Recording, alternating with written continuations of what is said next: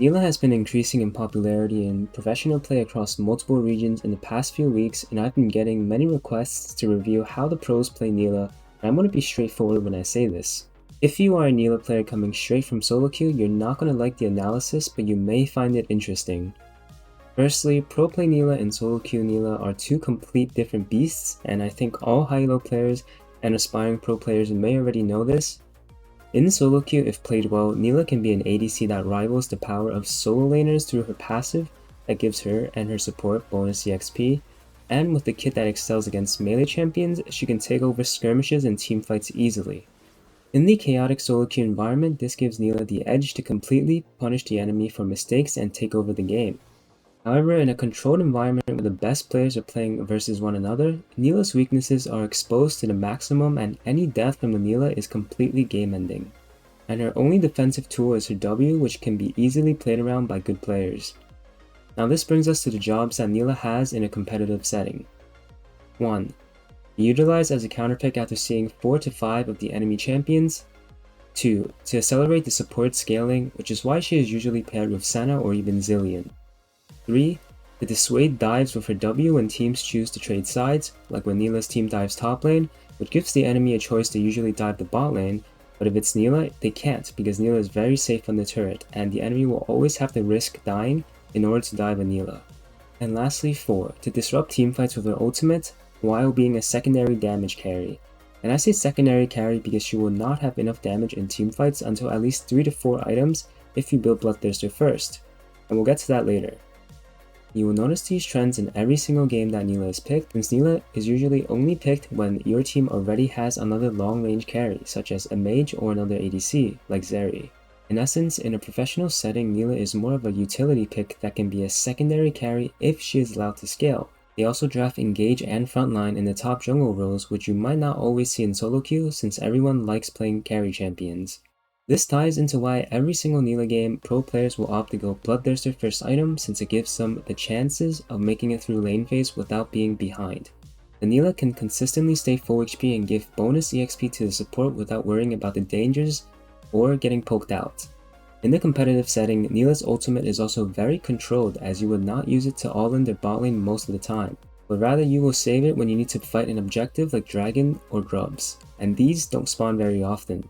Therefore, the pro play Nilah does not need ability haste or excess damage, all she needs to do is land her ult. In addition, you will probably see most Nilahs come out of lane in pro play either 0-0-0 or maybe they have 1 or 2 kill participation, as once again, because it is a controlled game, fighting is very limited, so they utilize her bonus EXP passive, which they consider her most valuable asset for scaling, which is very different from solo queue, where her entire kit can be utilized in the chaos.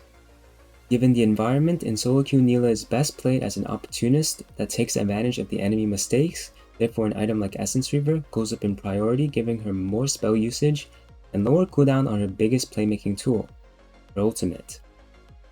And in solo queue, her best supports will always be engaged champions like Nautilus, Rel, because they might not be engaged champions on the other side of the map, and it gives her the best chances of fighting in lane. Obviously, other champions like Soraka and Lulu could be playable as counterpicks if the enemy team blind pick a bad support.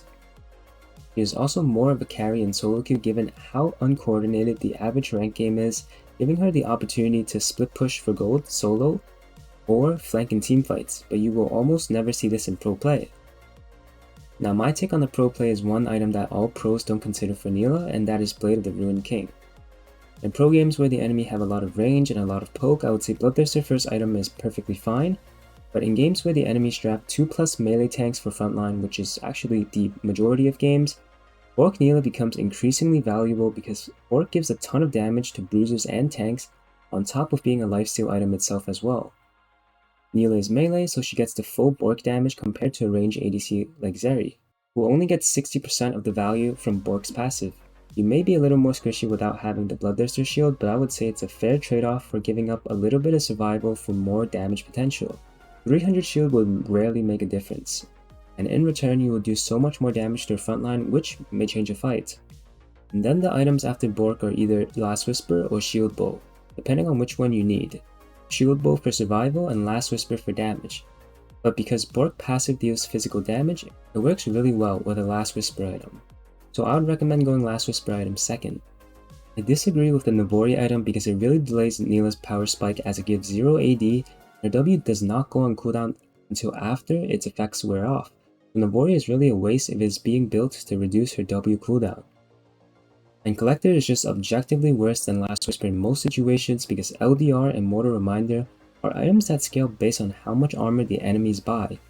Whereas Collector is the same stats, and if anything it descales over time because once the enemy purchases more than one cloth armor, the Collector is basically just going down in value with only 12 lethality.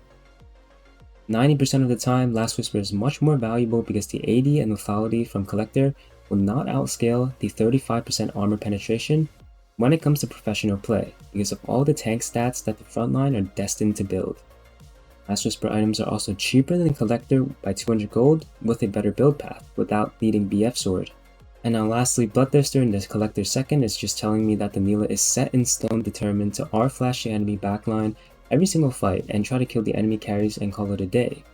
Which obviously is plausible as we did see Gumayusi do that in the series versus KT, but that's not going to happen every game and every fight, and even at that point I would still argue that at that point in the game, where everyone will have around 60 to 70 base armor, Last Whisper is probably still more effective, provides much better scaling. Another thing about Nilah is how important Grubs is for her as she does full Grubs damage to structures because she is a melee champion. Her Q also applies to towers, which allows her to do massive damage to towers in a very short time, which is both important in solo queue and pro play since she can easily get massive gold leads from just turret plates alone. But keep in mind that I do not play in a competitive setting, so I cannot offer the 100% accurate analysis. I can only infer what professional teams are thinking and provide my thoughts on it based on what I see as a Challenger Nilah main.